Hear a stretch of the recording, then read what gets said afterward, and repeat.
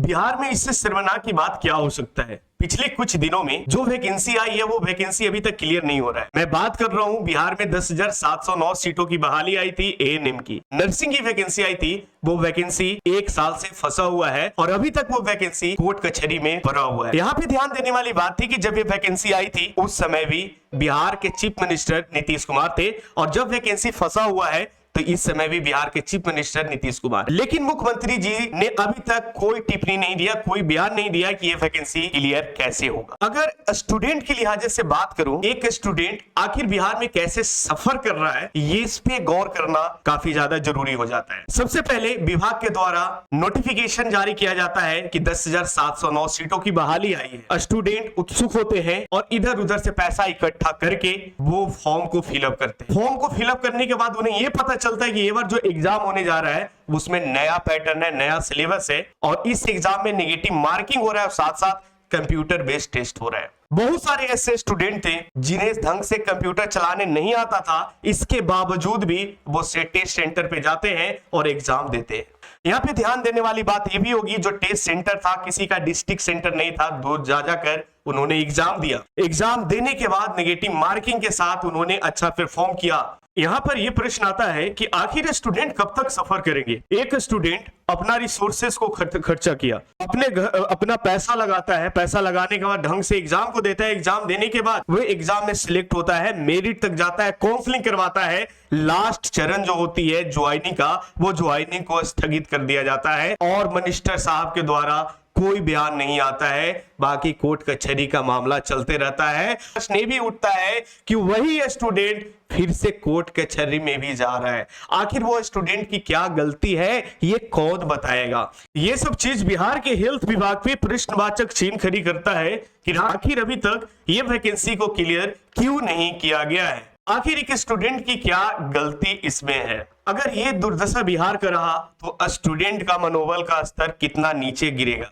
हमारे जो मुख्यमंत्री साहब हैं वो बार बार बात करते हैं महिला सशक्तिकरण का। सर, महिला सशक्तिकरण का इससे बेहतर उदाहरण क्या हो सकता है। 10,700 नर्सों का आप बहाली करवाएंगे, उसमें सारे कैंडिडेट महिला होगी, महिला को रोजगार मिलेगा और एक महिला को रोजगार करते हुए देखकर दूसरे महिला उससे प्रेरित होकर वो भी अपने लाइफ में आगे बढ़ेगी। अगर इस वैकेंसी का प्रेजेंट सिनेरियो की बात करें तो ये वैकेंसी अभी सुप्रीम कोर्ट में चल रहा है। सबसे बड़ा प्रश्न ये उठता है कि आखिर जब ये वैकेंसी पूर्ण रूप से निष्पक्ष नहीं था, ठीक है, तो ये वैकेंसी को रिलीज क्यों किया गया था।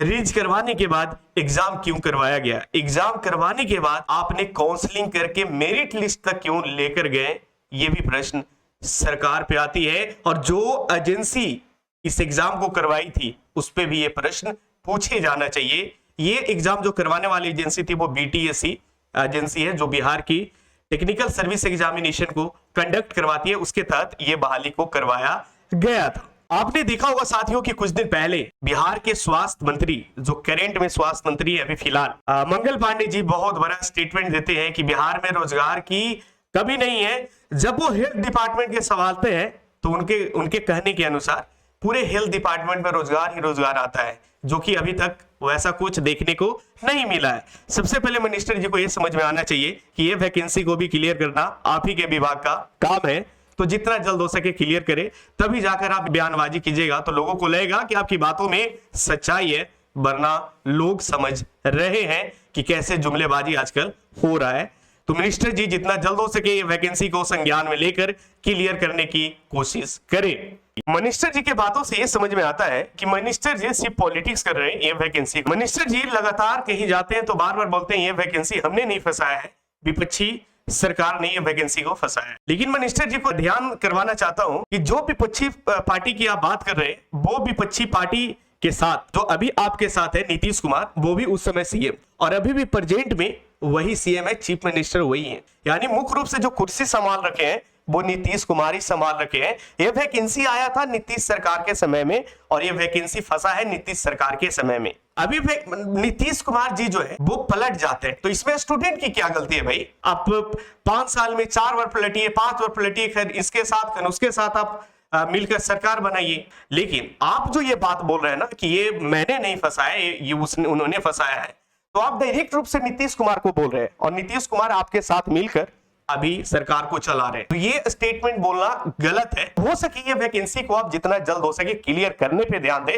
वरना बयानबाजी करने से कोई फायदा नहीं होगा। साथियों, आपको पता होगा कि आने वाला समय में इलेक्शन है, यानी अगली वर्ष बिहार में विधानसभा का इलेक्शन है, जिसको लेकर जो ओपोजिशन में पार्टी है वो रूलिंग पार्टी को ब्लेम कर रहे हैं और जो रूलिंग पार्टी है वो ओपोजिशन पे ब्लेम कर रहे हैं। खैर, ये जो अपना वैकेंसी है 10,709 सीटों की, ये वैकेंसी जब आई थी उस समय भी नीतीश जी ही चीफ मिनिस्टर थे, उन्हीं का सरकार था, और इस समय भी नीतीश जी का ही सरकार है। तो ये वैकेंसी को क्लियर करना नीतीश सरकार का भी जिम्मेदारी बनता है कि वो भी अपने एंड से कोशिश करे और स्टेटमेंट दे, ताकि जो लोग इसको सफर कर रहे हैं वो ज्यादा दिन तक सफर ना करे, उन्हें एक आइडिया लग सके कि आखिर ये वैकेंसी कैसे कैसे क्लियर होगी। लगातार कोर्ट कचहरी का मामला कई दिनों से मैं देख रहा हूं, लोग फ्रस्ट्रेटेड हैं, बार बार कोर्ट में जा रहे हैं, बार बार डेट पे डेट, तारीख पे तारीख मिलते जा रहा है, कोई निष्कर्ष नहीं निकल रहा है। यहाँ पे ध्यान देने वाली बात है, 3 ग्रुप क्रिएट कर दिया गया है। एक संविदा वाला, जिनकी मांग थी कि ये जो वैकेंसी है वो हमारे रीजन की है, 2018 नियमावली वाली ये वैकेंसी है, तो इसे उस नियमावली पे, उस रूल पे इसे क्लियर करना चाहिए। अगर और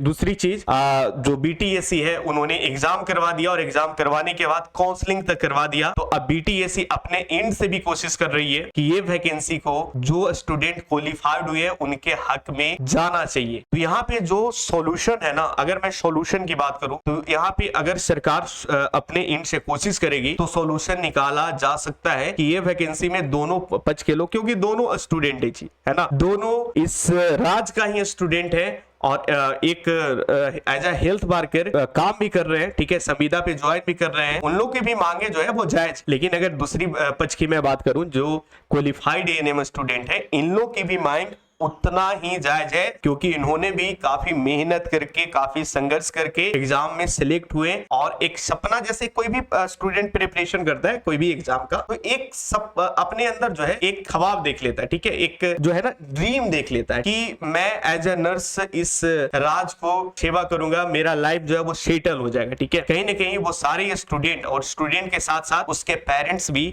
सफर कर रहे हैं। तो नीतीश सरकार से मैं यही कहना चाहूंगा, चीफ मिनिस्टर जी से, क्योंकि सर आप महिला सशक्तिकरण पे काफी ज्यादा ध्यान देते हैं, तो ये भी चीज महिला सशक्तिकरण का है, तो जितना जल्द हो सके आप अपने एंड से भी इस वैकेंसी को क्लियर करने की कोशिश करें। अगर आप हस्तक्षेप करेंगे तो ये वैकेंसी आसानी से क्लियर हो जाएगी। आइए अब पिछले वीडियो जो मैंने अपलोड किया था उसमें कुछ कमेंट आए हैं, वो कमेंट को मैं जवाब के फॉर्म में देना चाहता हूं, और अगर ये वीडियो आपको पसंद आता है तो जरूर वीडियो को लाइक करिएगा और शेयर कीजिएगा, क्योंकि इस टाइप का वीडियो बनाने का मेरा एक ही उद्देश्य होता है कि जो स्टूडेंट सफर कर रहे हैं वो स्टूडेंट को न्याय मिल सके। इसीलिए वीडियो को लाइक कीजिएगा और वीडियो को हर एक जगह शेयर कीजिएगा। कोशिश कीजिएगा कि जितने भी ग्रुप है वहां पे जरूर शेयर करें, और साथ साथ चैनल को जरूर सब्सक्राइब कर लीजिएगा। आइए कुछ कमेंट मैं देख लेता हूं, जो पिछली वीडियो पे कमेंट किए थे उनका मैं जवाब दे देता हूं। पहला कमेंट है अनुज भारती का। इन्होंने बोले हैं कि 2028 के अनुसार होना चाहिए एएनएम का वैकेंसी को और जल्द से जल्द क्लियर करें। अनुज जी, आपके कहने से थोड़ी ना होगा, आपको सोचना चाहिए कि जितना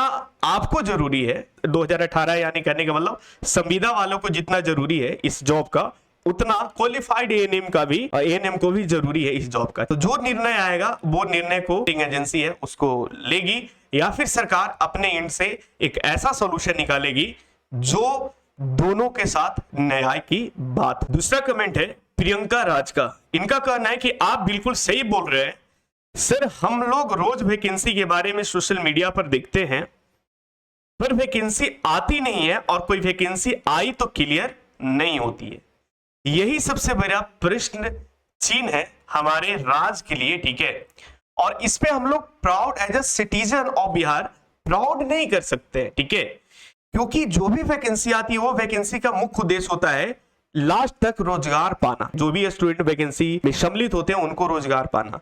लेकिन बिहार में ऐसे कई वैकेंसी है जो कोर्ट कचहरी में के मामला में फंस जाती है, और वो वैकेंसी काफी दिनों तक लंबे खींचते चले जाती है। तो ये चीज प्राउड करने वाली चीजें नहीं है, इसे जितना जल्द हो सके सुधारना चाहिए। जो भी रूलिंग पार्टी है, जो भी गवर्नमेंट है, उनको इस बात पे ध्यान देने की आवश्यकता है कि वैकेंसी को साफ सुथरा तरीका से लाया जाए और स्टूडेंट को लास्ट तक ज्वाइनिंग तक ले जाकर उसे ज्वाइन करवाया जाए।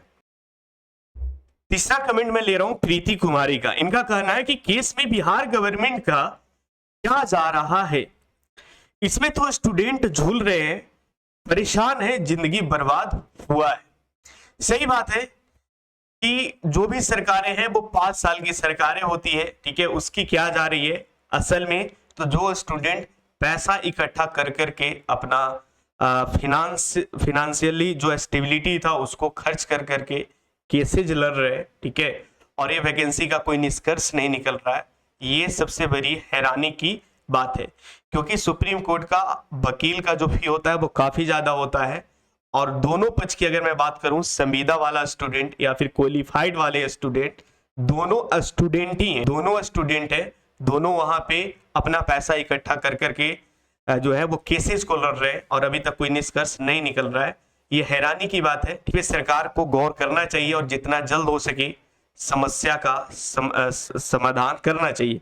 फिर मिलते हैं अगले वीडियो में, तब तक के लिए आप इस वीडियो को खूब शेयर करें, खूब लाइक करें और चैनल को जरूर सब्सक्राइब करें, क्योंकि ये चैनल आपके आवाज के रूप में उतरता है, आपके लिए खड़ी होता है, तो आपका फर्ज बनता है कि चैनल को जरूर सब्सक्राइब करें। Thank you so much for watching this video.